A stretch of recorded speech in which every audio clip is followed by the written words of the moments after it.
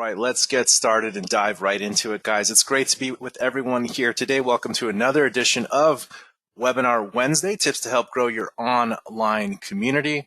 If this is your first time joining us, welcome. I am Jason there on the left, and we're lucky to be joined by David Rockland, the digital strategist here at Brilliant Directories. Dave, thanks for taking the time to join us today.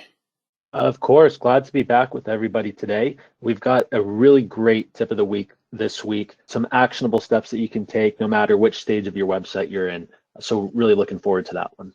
Awesome. Yeah, we do have a really good tip of the week today. We're going to get a little bit more advanced and in-depth. We're going to show you some of the more, well, they're standard, but more advanced settings with forms and editing your forms.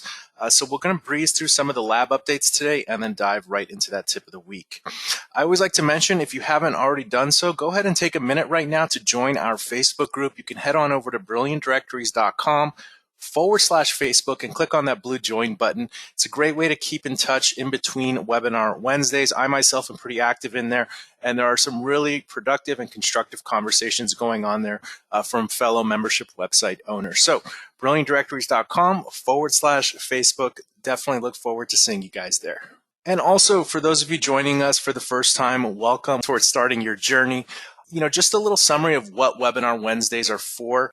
There are always new features being pushed into the platform, so we'd like to showcase some of the noteworthy features that can kind of help you grow your online community a bit faster. So we like to cover topics such as new ways you can increase traffic or convert that traffic from visitors into subscribers or paying members, identifying revenue opportunities that are available on the platform, new methods to offer services and products and collect revenue from your community. And one of my favorites is how to improve the navigation of your site. A lot of the site's success comes from simple calls to action, navigating visitors down the funnels you want them to go to. So if you have any questions on these topics or anything related to your BD website, please say them. We'll try to get to as many as we can in just a bit. All right. The last webinar was actually just 7 days ago. We're just playing a little bit of catch up because we took a few weeks off at the beginning and the turn of 2021. We do have some new lab updates since the last week, and be happy to share a couple of those with you today. Most of these are design related or just unlocking some new functionality that's available on your sites. So I'll just go through this list pretty quickly and then share with you some items that are coming soon. The first one, I actually shared this in the Facebook group a few days ago. You now have the ability to turn your buttons around your site, the link buttons that you see, from rounded corners or square corners. Those were always available. Now you can create circle corners for them. And I'll show you an example of that. Again, this is just a subjective design option for you. Maybe you don't want circle corners on your site, but those of you who do, this is how you can do it. So I'm going to use this Holistic Health Finder site as an example. So most of us have our button colors with the slightly soft rounded corners, or there's an option to always make them square. Let me show you where these settings are now and how you can control them. So we can start in the dashboard and head on over to Design Settings. And from here, we're going to want to go to the default button link colors in the first tab. And actually, it's not only colors now. There is a new setting here, button corner styles. And right now it's set to rounded. You can set them to square. That'll put a perfect right angle around those buttons. But in this case, we'll choose circle corners here, and I'll go ahead and save the changes. And we do have a few buttons right here on this page. In the header here, the search button here, the view listing buttons here. And I'll go ahead and refresh the page now. And we can see now that they have like more of a circled edges here and corners. And if I'll scroll down, that setting does affect all buttons across your site. So it would be something that you're choosing to select for your entire website. We can even check out a search results page here. So we can see the buttons here in the search results. The sidebar buttons here are also rounded. And let's check out a listing example. We can see here the two buttons in this example have also been updated with the circle. So just depends on what you're looking, the aesthetic you're looking for on your site, but that's now available in the design settings. Something else new available in the design settings, and I highly recommend everyone take advantage of this. It works if you've uploaded a logo image to represent your brand or logo. So let me show you the two places you can enable this. The first thing is if we go to General Settings, the option is available in your design settings, but it's contingent on you've either uploaded in your general settings a website logo in your brand images, or at least a fav icon, a favorite icon, which is usually used here in the browser at the top, or when someone is saving a website on their smartphones. So if you've added either a website logo or a favicon, you can then go to your design settings, and under the header design, if you scroll down, you do have some mobile view options. And this would be under website logo. And actually, let me show you what it looked like before these options were available. Let me just set it to normal logo display and save the changes. And we'll go back to the home page here. Okay, so prior to this it would show the logo just kind of like it does normally in the header area of the site. And on mobile view, what happens is because there isn't enough room horizontally for menus, generally on mobile devices, you get this this menu toggle here. So there's an entire row of space available, essentially, that we've now allowed to put the logo there with this setting. So let's actually enable this setting. We can go to website logo, and let's do logo compact view. And I like this for a few reasons. Not that this is bad in this way. However, it is a lot of real estate, and on mobile devices, you want to limit the amount of scrolling people need to do to get to the content that they're searching for. So when we refresh the page, we'll see that this does put the logo up there in the same row as the menu. And it definitely does save a substantial amount of space there as well. So this is an example with the logo. Now let's use the favicon there instead. And I'll tell you when or why you may want to use the fav icon versus the logo. And it really comes down to the space available. So if the icon of your logo is memorable and people know it, you probably could just get away with this. Otherwise, you can go ahead and use your logo. Just keep in mind a couple things, that on mobile view, there is still limited horizontal space. So let's put the logo back there, logo compact view.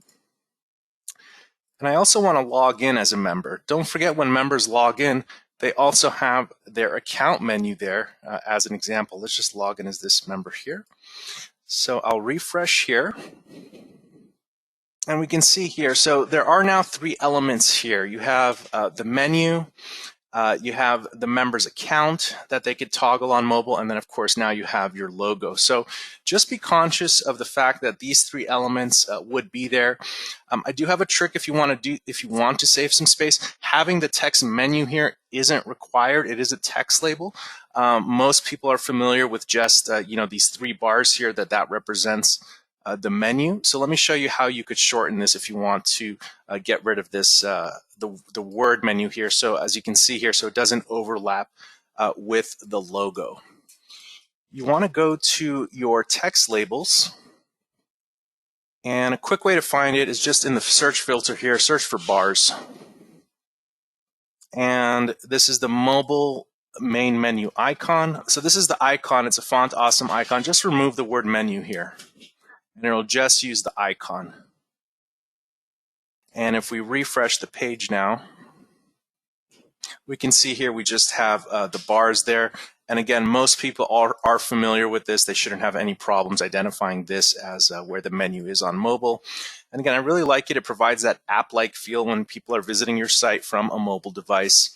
And again, just be conscientious of the amount of space here, and if you may or may not want to remove that word menu there. All right, this next one is the ability to include videos in your photo album post type. So we are all familiar with the photo albums post type, where members can upload multiple photos in a gallery format. It also works the same for property listings, classifieds listings, product listings, and things like that. So you now have, you the admin, get to enable if your members will have the option to do this. And let me show you what it does first and where you can enable it. So I do have an example here on another test site. So this is a sample property listing that we've created. And I'll just, as you can see here, it's a photo. This is the gallery that I'm talking about. So up until now, it just supports photos. However, if you enable this, it can support also including a YouTube or Vimeo video link. So this is really nice for, I think property is the best representation of this, like a virtual tour of the property. So if we go to the next one, I've actually included a sample video here. And so people can watch this. It's just the YouTube video link that you would add here. And what's really cool is that you can even toggle it full screen, and you can watch the video full screen as well. So let me show you a few things you can do to enable this on your site. So in this case, I enabled it for my properties post type. So what you want to do if you want to enable this for one of your photo album type of features, post types, is go to Content and then Edit Post Settings. And in this case, I'm just going to do a quick filter for properties, and here it is. Now go ahead and edit my properties post type. It's going to be in the first General Settings tab under Additional Settings. And right now it is the most recent, so it's going to be the last option here, Enable Photo Gallery Videos. So you can go ahead and set this to yes, and then I'll show you how and where a user would add a video in the photo slideshow. So we have this set to yes, and I'll go ahead and save the changes. And let's go ahead and edit this posting. So I'll go to this members dashboard, and we'll go to Properties.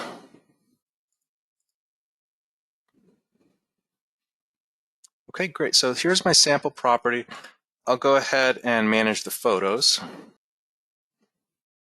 So when this is enabled, members can, of course, upload photos, and they could put titles and descriptions, but you're going to unlock this new video input field here.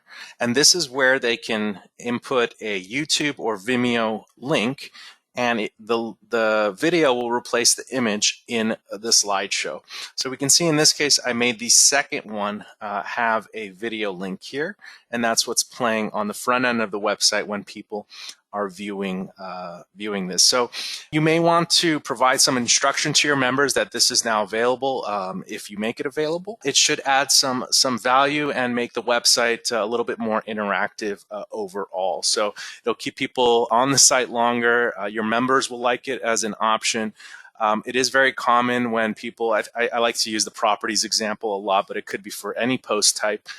For a photo album, maybe it's a family vacation. It's a small community, it's a private network, and people are putting photos and videos. They could now include videos here in a specific photo album collection. So that is how that works. If for some reason you're not seeing the video on the post detail page, and if you haven't customized any of the code for this post type or any related post type, something you can do is go to the detail page design. And this is good in case you mess something up and want to revert code back to its default code.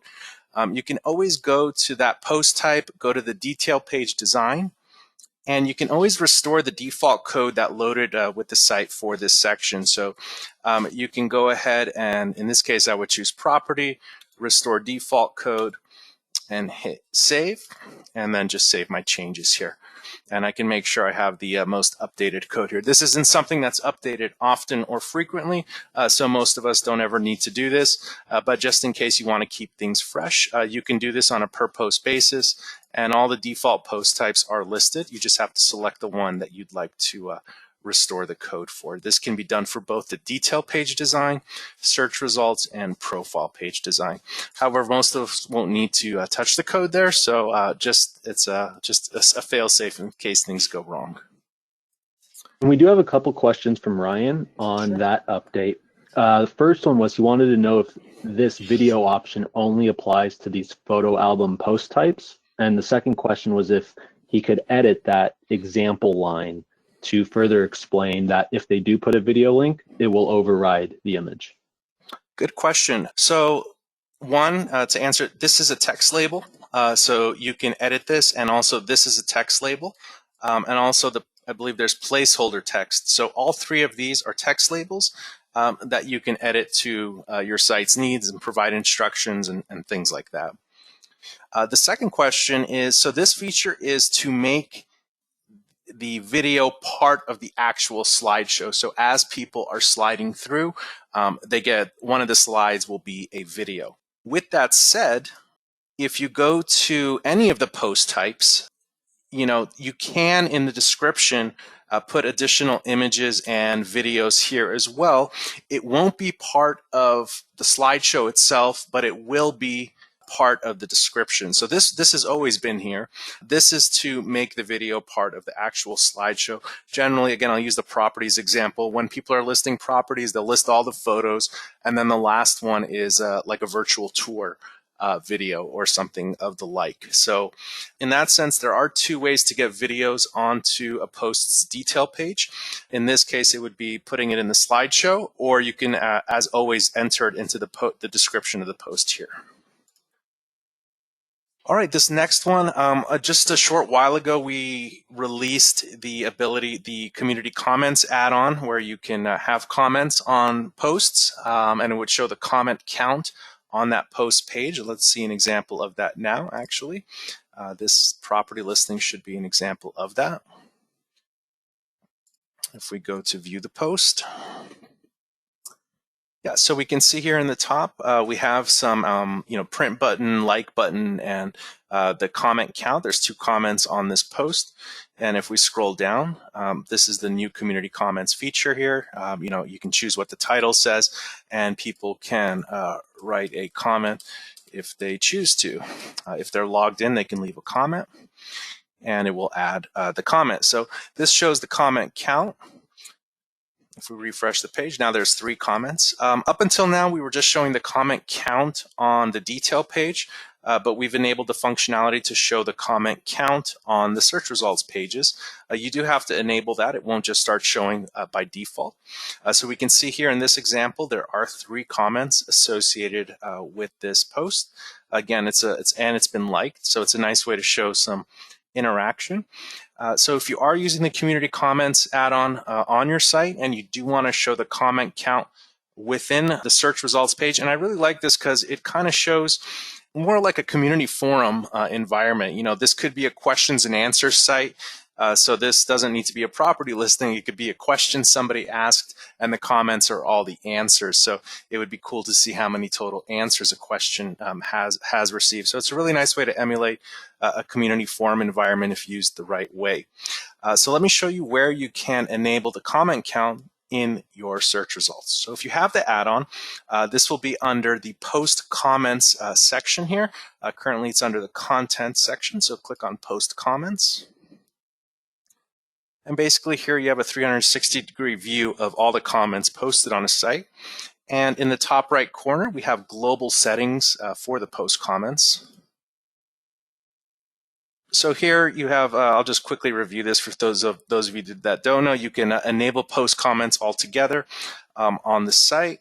You can choose what the section title is above the comment here. You can even set max character limit so nobody is spamming the page with long comments. And if we scroll down here, you have a display comment count on post page. So there's those 2 areas at the top of the page, right above the comments, or both. And here's the new one that you can enable if you like, display comment count in search results. So you can, by default, it's going to be set to no for everyone. And you can head on over here and click yes if you'd like comments to display in search results, and then just go ahead and save your changes. All right. So yeah, good update to the post comments there. We are working on a couple things for post comments. I don't have a date on them yet because they were just some recent suggestions that we received. A couple things: being able to flag comments and then notifying the admin if a comment is inappropriate. Users being able to edit their comments. Email notifications for comments. That one's a bit more complicated because you have the post author, the website admin, someone who's following the post, someone who's getting a reply to their comment. So we're working on that. And then lastly, upvoting and downvoting comments, closer to like a Reddit functionality. I don't have a date on those yet. They were just suggestions recently made, but maybe hopefully later on in 2021, we'll have some updates on some of those for you with regard to the post comments. And some fun items coming down the line. A lot of us use the multi-member manager add-on where a master parent account can create multiple sub-accounts below them and manage them from that one main account. We are creating the ability to display the sub-accounts of a parent on their profile page. So if I'm a talent agency and I've created, sub-accounts for all the talent and musicians that I have, there will be a tab on my profile page showing who all those musicians are and links to their profiles. That will be available soon. Recently, we released the ability to have a public and a main menu for logged in members. We're doing the same for the header mini nav. I'll show you which nav that is. So right now, there's this mini nav here. In this case, it's contact us, member, log in, and get listed. After somebody is logged in, it basically just shows their account, quick account dashboard links here. However, we are going to have the ability where you can create an alternative header mini nav menu when members are logged in, so you can have new links or sustain some of the existing links that were already up there before someone logged in, such as contact us and other things. Obviously, they don't need to see login links when they're already logged in. This one is a big one. We released the free trial add-on last year, and it's been a great success. It allows you to offer a free trial period for member signups. However, it does require the members to enter a credit card when they're signing up, even though they get a free trial period. So once the period is over, if they haven't canceled yet, they're going to be billed automatically. We are creating a setting where members can sign up for a free trial without entering a credit card. And then once the free trial is over, they'll be prompted to pay for the invoice that's due for their membership fee and add a credit card on file at that point. That should help with free trials, make it a little smoother and frictionless if that's the business model you're after. It just really depends on the model you're using, but that should create a more frictionless sign up for users who want to try some of your paid plans with a free trial period and not enter a credit card during that process. Something for our developers there. We're slowly removing FTP access for security purposes, but we are working with some of the developers on the platform, the third-party developers, and we are listening to your feedback and your needs.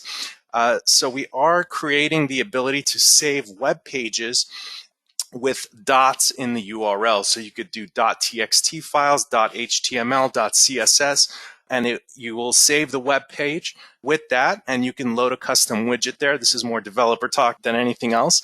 But this way you can emulate uploading files to a file manager. You'll just be creating those files using the web page builder and associating it with the file extension that you need it to be, .css, .js, etc., etc. And then lastly here, we have the grid view option. I can show an example of that. And right now, by default, it's a masonry grid view. And basically what that means is if you have the grid view add-on, it does allow you to list your results in a grid view. However, let me show you the side-by-side comparison here. All right. So basically what it does is, some members have more height than others, like John Smith. You can see his name is going on 2 lines, and that's creating this discrepancy. This is masonry, where it will just try to space everything out evenly, regardless of the height of one of the elements. And some people don't like that, and we've been getting some feedback about it. This is kind of how Pinterest does it and others.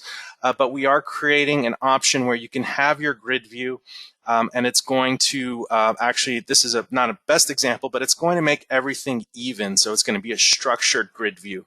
So despite, we can see some of these users have taller photos, shorter photos, and the height is different, but we're going to work on a method so you can have a structured grid view, so all the rows are always even, and it's not using what's called masonry or mosaic grid view. So the choice will be yours when that's released. In addition to that, lots of ongoing updates. This was just in the last week. Pretty amazing what the dev team's doing here at BD. And with that, actually, we have a really amazing tip of the week. It's going to be a little bit more technical, but really high value for those of you who really want to sink your teeth into some of the available functionality on the BD platform.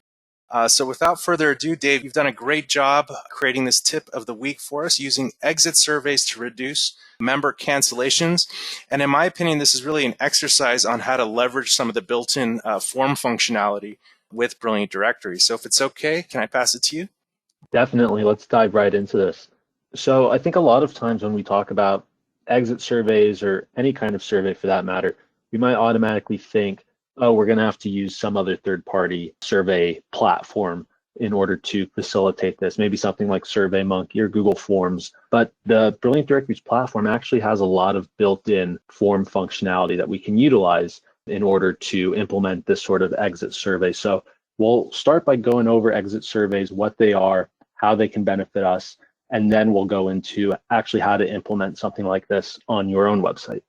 So before we get into explaining how exit surveys can help us save some cancellations, it is important to remember that cancellations are inevitable. We can't save all cancellations, but we can do some things to try to help reduce that number. So an exit survey can help us in that by initiating a conversation with these members who are looking to cancel. So if we can initiate a conversation with them before they actually cancel their account, then one, we might be able to collect actionable information from these members, information that we can put to use in order to save this cancellation as well as future cancellations, in addition to information that we can use to figure out what it is we're doing right, not just what it is that we can improve on.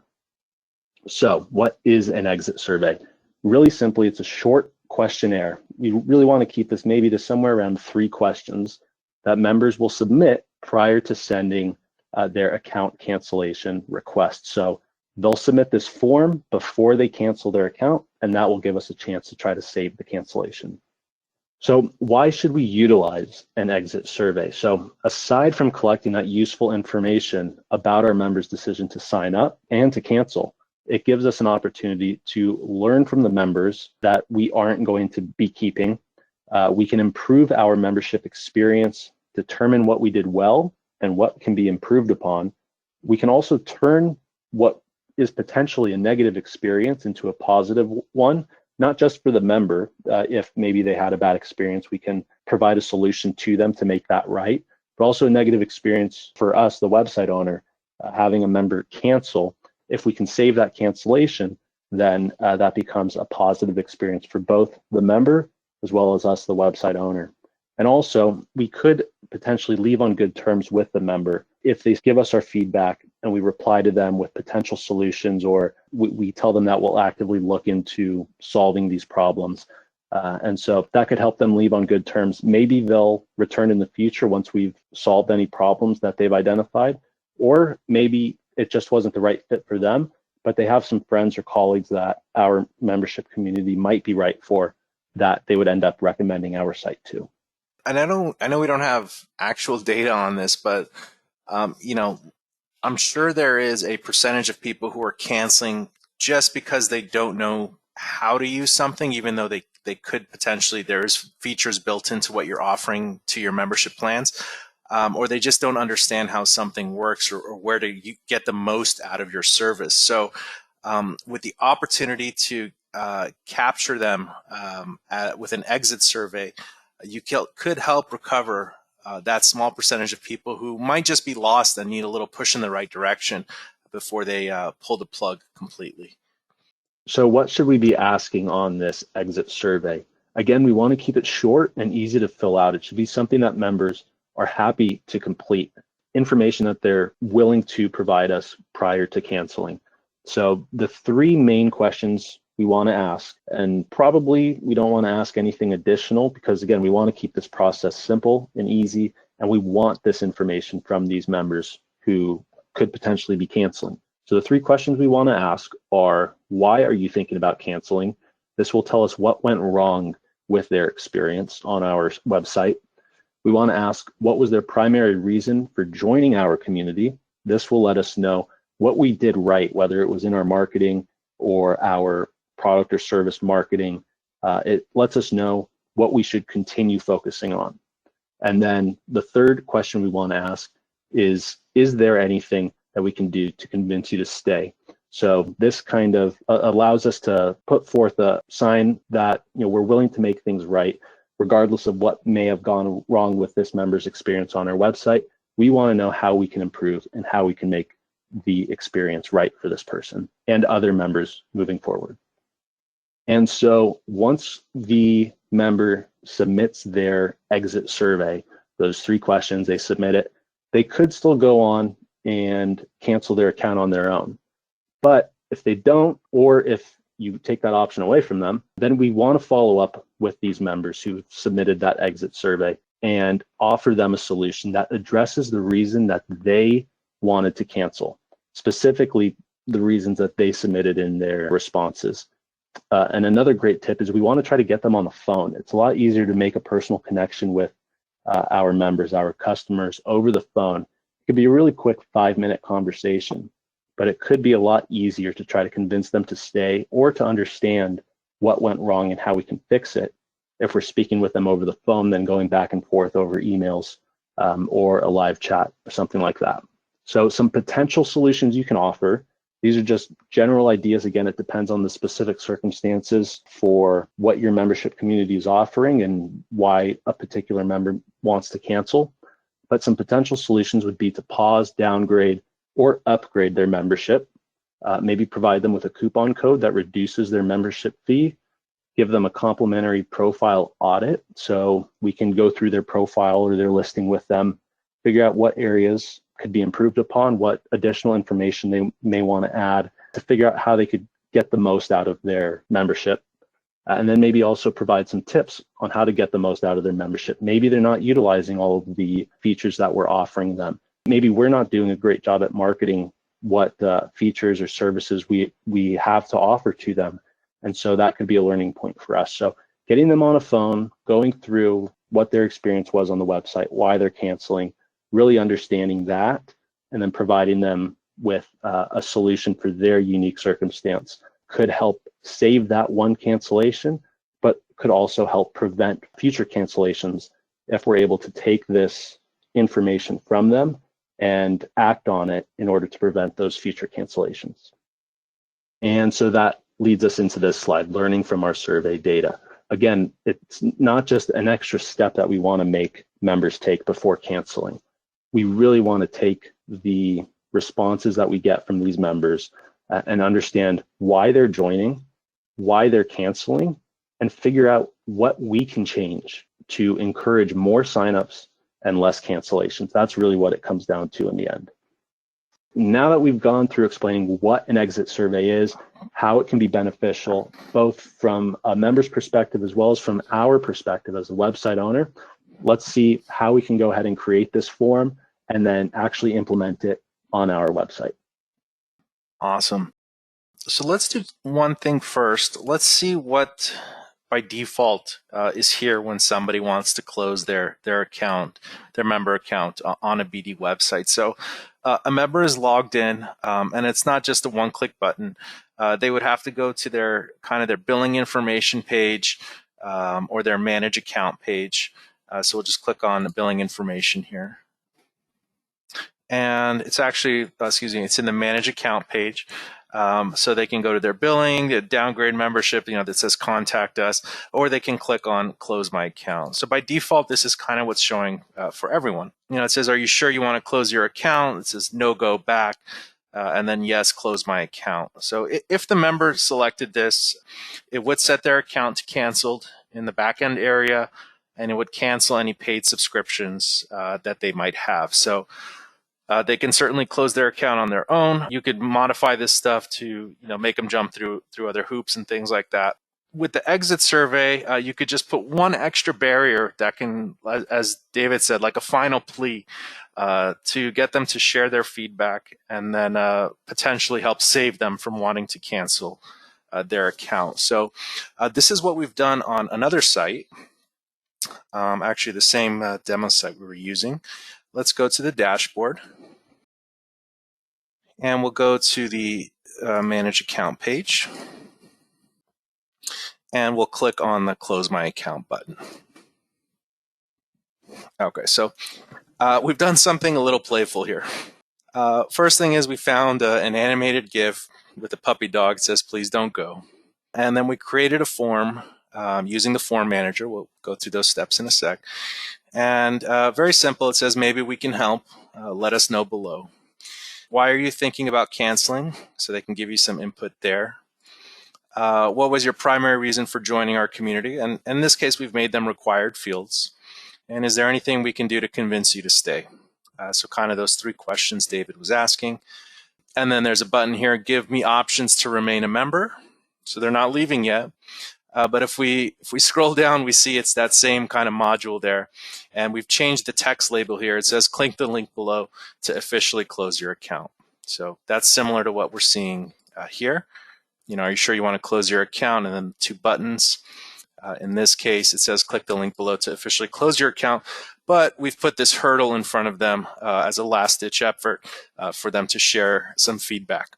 And we want to show you what we've done here. But let's go ahead and go through this. It doesn't fit my needs. Seemed like a good value. Too expensive. I don't think I need this anymore. Okay, so they've told you these things, and it's in their account, and then give me options to remain a member. And we've created this simple thank you page. Thanks for giving us a chance. Again, you could write whatever you want. We'll contact you soon with options to stay with us. Our team has received your feedback and will follow up with ways to help. So this will be your final attempt to kind of, you'll get notified when this form is filled out. You can customize this page and provide them with more options to contact you and things like that. But let's see how we created that page. Let's go back to the dashboard and go back to the Manage Account page and click on Close My Account. So obviously I haven't closed my account just yet. So first thing is we do have text labels on this page. So what we did here is this is a text label that renders above this box here. It's empty by default, so that's why in this example we're just seeing the box. So let me show you what that is and how you can edit that. Maybe you can convince people to contact you even without an exit survey form. So let's go to the admin area.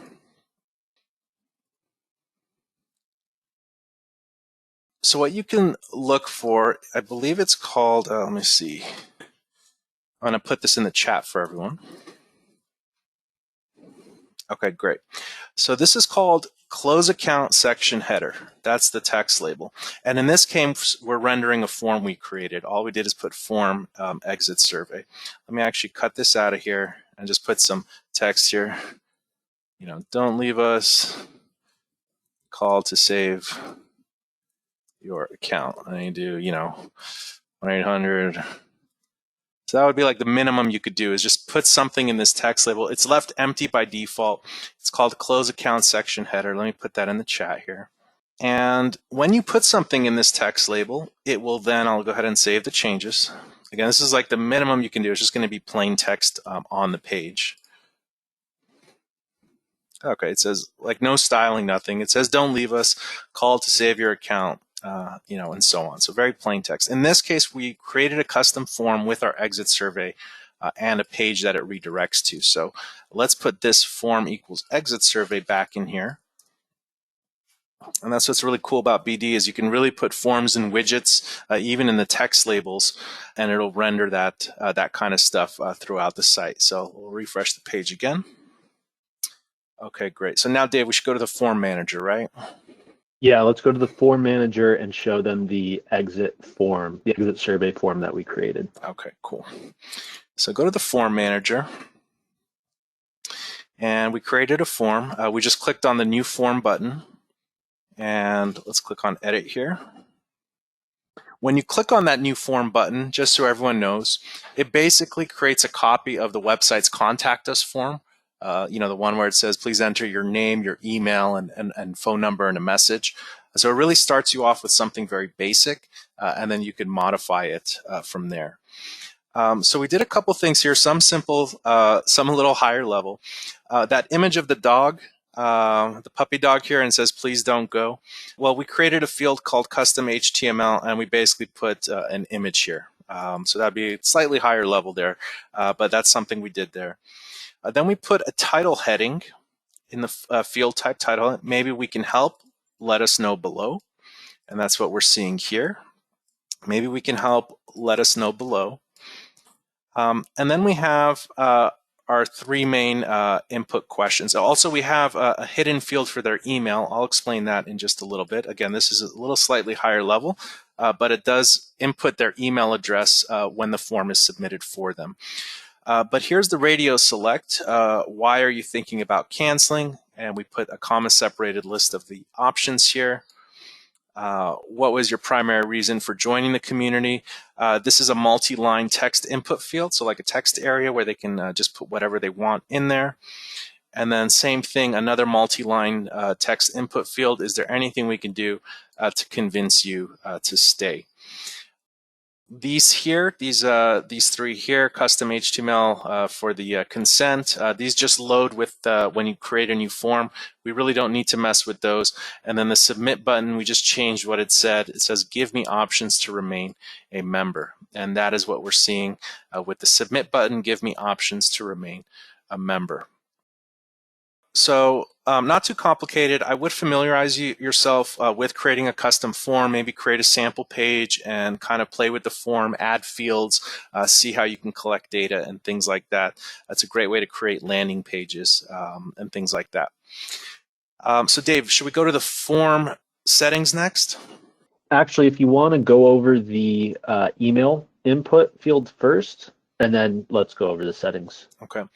So when a form is submitted, we don't have to make this a hidden field. We could make them enter their email address. However, the system does actually know what their email address is because they're logged in as a member. This is a bit higher level, but we'll break it down for you. When you create a new form, there is a field called inquiry email. That's the user's email address. I made it hidden because I don't want to have to make them retype their email address when the form is submitted. But I am pre-filling that form, that field with their email address. What I've had to do is I've created a custom widget. And I went to Widget Manager, New Widget. I just gave it an arbitrary name, user email.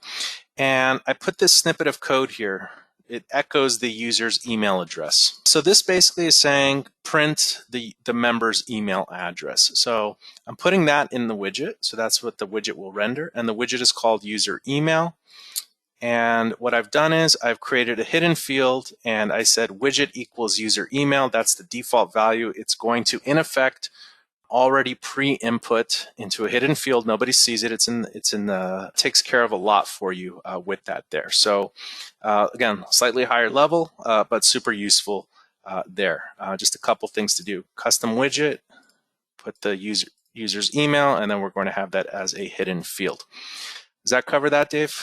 I'm asking you because I know it can go quickly here. Yeah, and just to reiterate, if you don't want to deal with all of that, you could just make it a normal input field where you have the member just type in their email address as normal. This just saves that one step for them. You said it perfectly. You could just do an email address and just have them enter their email address. This is just higher level, having it as a hidden field there. Form settings now?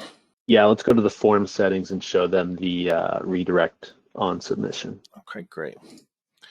So a couple things. You can add classes to style forms when you're rendering them. So the form element class, in this case, I'm making it a well. What a well does is it puts it in this kind of, it matches the website's design theme colors. It puts it in this white box here in this case, and I'm using full padding Excel. If you just want to emulate everything I've done, form element class, well, FPAD Excel. You don't need this. This is optional stuff, but I'm just trying to give you guys all the tools to kind of make things a bit more awesome. So we have a form element class, and then the last thing you need are the save actions. So in this case, we're going to redirect to a URL. So after the form is filled out, it's going to take the person to a new web page. So another benefit is you're taking them away from that cancellation page. They can always come back and scroll down and then click the nah, I don't want any of this, close my account officially. So save action, redirect to URL, and then redirect URL. David created this page called cancellation thank you. Let's just see what that page is again. It was redirected to this page. You can make this page no index, no follow. We'll take a look at this page in just a second.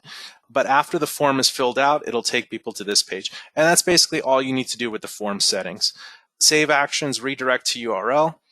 You don't have to put the full URL. You can just put the / wherever it takes you, and you don't need to mess with anything else. And again, if you want the form element class, this is optional, but this will add that kind of the padding to the form as well.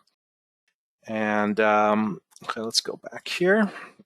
Did I miss anything here, David? After it's submitted, where does it go, right? Right, we need to figure out how we can view these submissions. Okay. Actually, a couple things in the form settings. One, there are email settings. So you can create an email template under your email section here. You can create your own custom email template that addresses the fact that somebody filled out this form.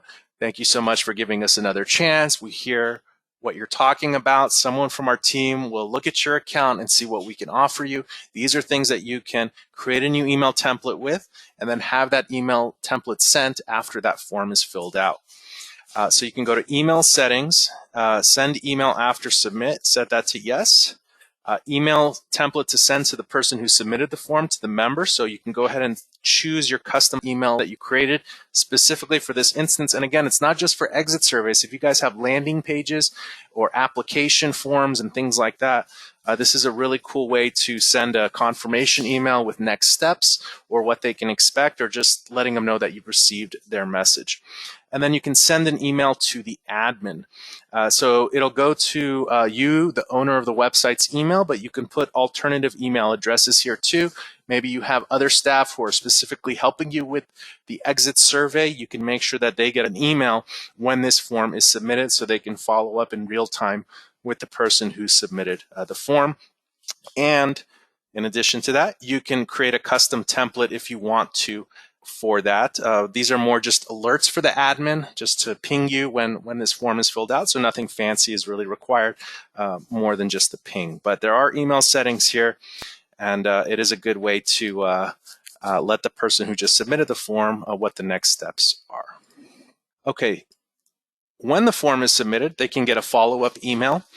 But also that submission is going to be saved in your forms inbox. So under your emails, and we can see here we have this person, just sample member we have here. They filled out the exit survey. We can look at the full inquiry. So we can see, it's just basically a copy of the form. It's this person who submitted it. Why are you thinking about canceling? Doesn't meet my needs. What is your primary reason? Seem like a good value. It's too expensive. I don't think I need this anymore. So that should arm you or whoever's going to follow up with this person with some ideas on what you could offer them to help save them or salvage them. So really the goal of all this is to increase the overall lifetime value of each of your members by keeping them on as a paid subscriber.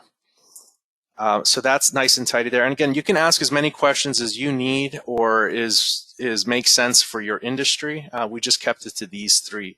But you can see all the exit surveys here, and then you can even filter by form here. When you're in your forms inbox, you can filter by the form name. So exit survey, we can see here we have 1, 2, 3, 4, 5 exit surveys that were filled out. These are just tests that we've done.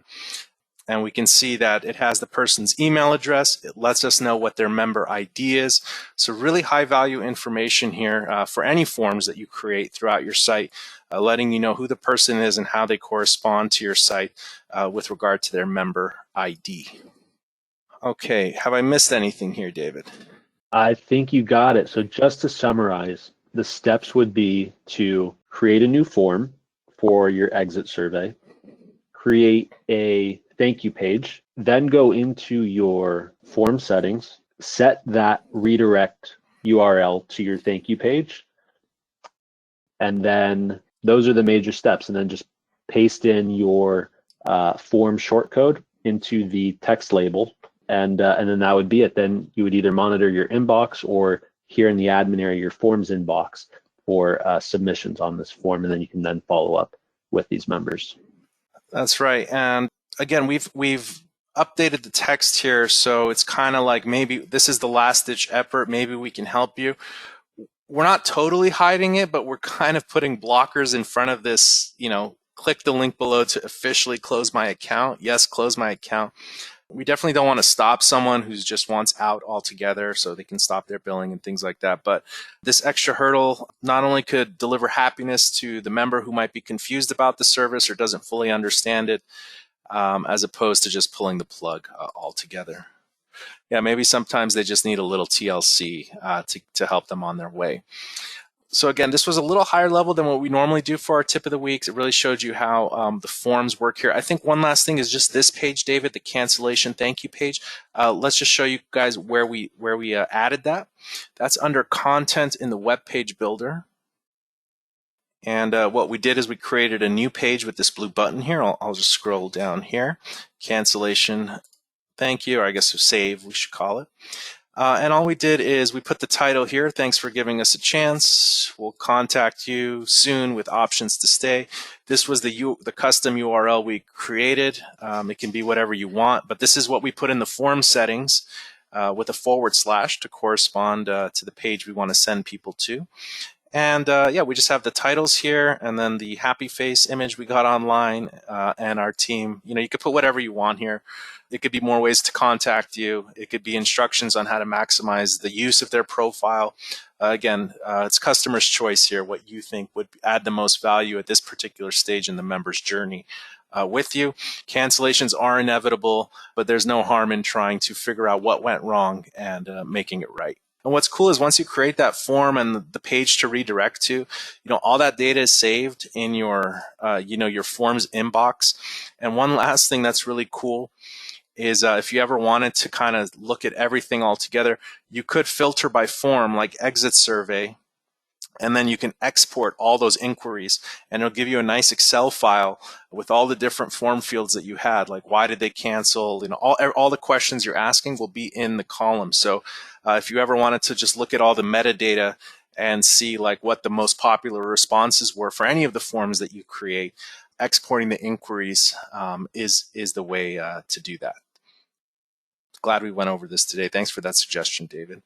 I see Colette has her hands up. We'll take some questions now on anything we covered today or any questions about your BD site. How are you, Colette? Hi, Jason. Very good, and you? Pretty good, pretty good. How'd you like the tip of the week this week?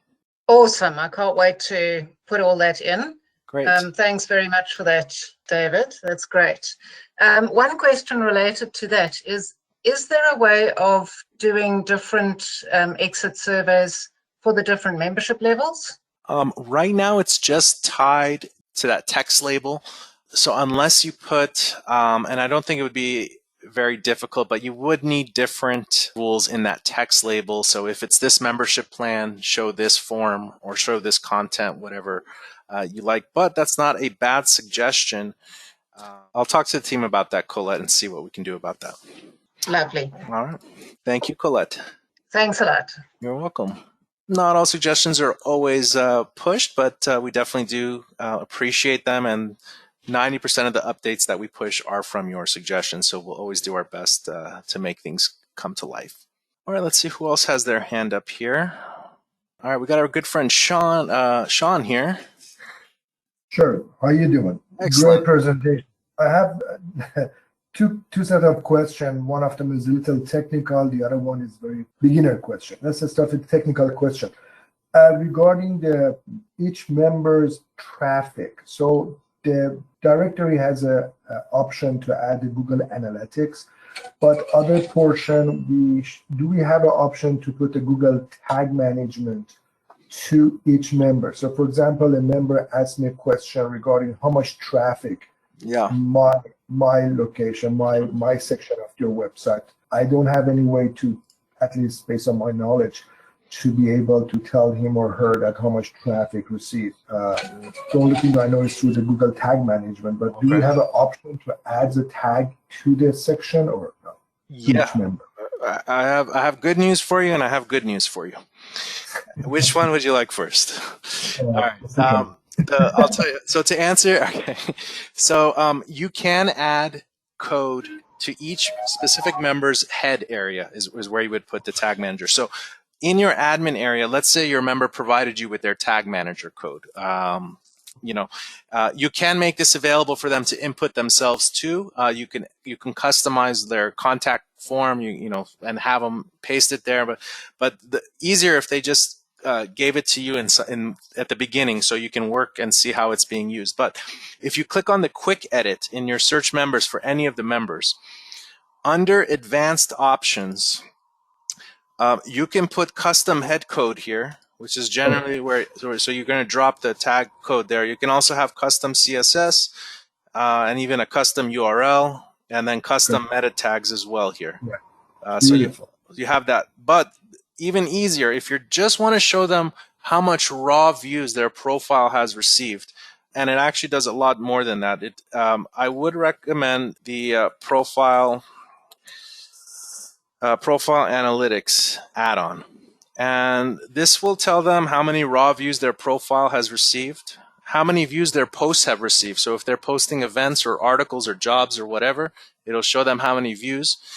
It will also show them how many clicks they received to their website or social, like Facebook. So if they're including their website link, it will show them how many people click to go to their website as well. So this is really good. Also, if somebody is looking to cancel, you can show them, well, hey, Charlie, you got this many profile views last month, this many clicks to your website, how much do you pay for a Google click? You're getting, you're paying us $20 a month or whatever. But that's just retention techniques. But this member profile analytics will show them how many raw profile views they've received each day and each month. So that's another thing you can do there. What's your easier question that you had for us? The easier question is, our model is basically we list lots of members. The problem I have is some of the members, they try to make a payment, and since they don't have a credit card to begin with, they cannot do the processing, or something is wrong. So I cannot duplicate or mimic what the problem is. So I physically called them and asked them, what is the problem? Why you cannot use your credit card? I couldn't figure it out. So a couple things you can do. One thing is, our team can look at in more detail. If you email them about a specific transaction that was rejected, they could look at it and see what the error message was. The error message is not public to the person for the credit card. For security purposes, we don't want to tell them why it's being rejected, because then they know that's what they need to address. To spoof the system. So it's never going to tell them why, like the zip code is wrong, or whatever the problem is. But for these instances, a couple things you can do is they do receive a message on the screen when it's rejected. So that is a text label. If you've been following us, there's text labels on your site. So you can edit that text label, and why don't you include your phone number so you have them call you in that moment, and maybe you can process it some other way. But if you have some specific examples, email them to our team and they'll check the error reporting on that, and they can see what the issue was. To my knowledge also, you should receive an email when somebody has a failed sign-up attempt on your site. So you should, like if they go to a sign up for a membership plan and the credit card fails, you should be receiving a failed sign-up email just to notify you of the admin that someone is attempting to sign up on your site. But email the support team provide them with the specific examples and who the person was where it failed, and they can maybe provide you with some reasons why the credit card was rejected. Perfect. Thank you very much. All right. Let's see who else. Good stuff there. Yeah, you should. We do want to notify you guys when you have failed sign-up attempts for paid members. So we have our very, very good friend Olga here. I'm going to unmute your microphone. Olga, how are you today? Yeah, hi, how are you? Excellent, excellent. What's your question for us today? First of all, thanks very much for this review of the new feature, the form. I had no idea that text labels can include forms and widgets, which is fantastic. If I knew it from the beginning, I would have created the whole thing differently. My question is it possible to include some forms or widgets in the checkout forms? Or it's better not to touch them? Yeah, so like this is a text label in the form, enter email and create password. I wouldn't recommend putting a form inside here because this is part of a form already. You will see some conflicts there. What are you looking to accomplish? Maybe I can help you. Well, say, can I include a widget with an image, for example? Yes, yes. You can definitely put an image here instead. So some people put like a secure credit card with all the credit card icons, American Express, Visa, MasterCard. They put that kind of stuff on the checkout pages for sure. Okay, that's wonderful. Because if it is possible to use this feature with a form, obviously, we can create fantastic landing pages even this way. Yes, yes, exactly. You can. So, Brilliant Directories, we use our own system here. So you can see we have a sidebar here, and we just put, images here in the sidebar. Do you know how to do that, Olga? To put a sidebar? Yeah, I do. Okay. And yeah, you can certainly use text and images, whatever HTML you want for the text labels that are in the form. However, I wouldn't render a form inside the form as well, because that may create a conflict.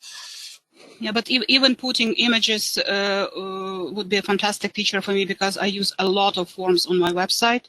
Yeah. So you could replace. Because basically, I don't use it as a straight directory website. It's more like closed membership. Mm-hmm.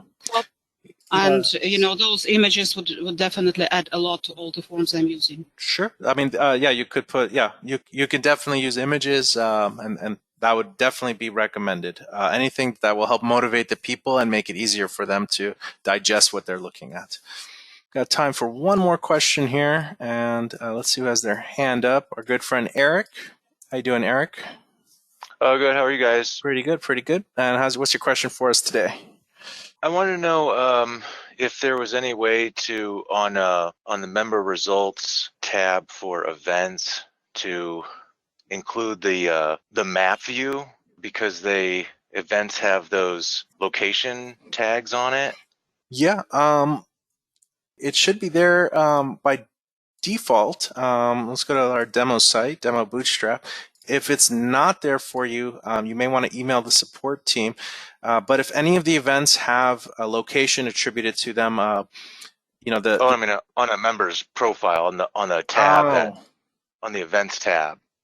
Oh, that's something new. I haven't heard that before. That's because we have a lot of events that are across a lot of different product categories, if you will, mm-hmm. on demodays.com.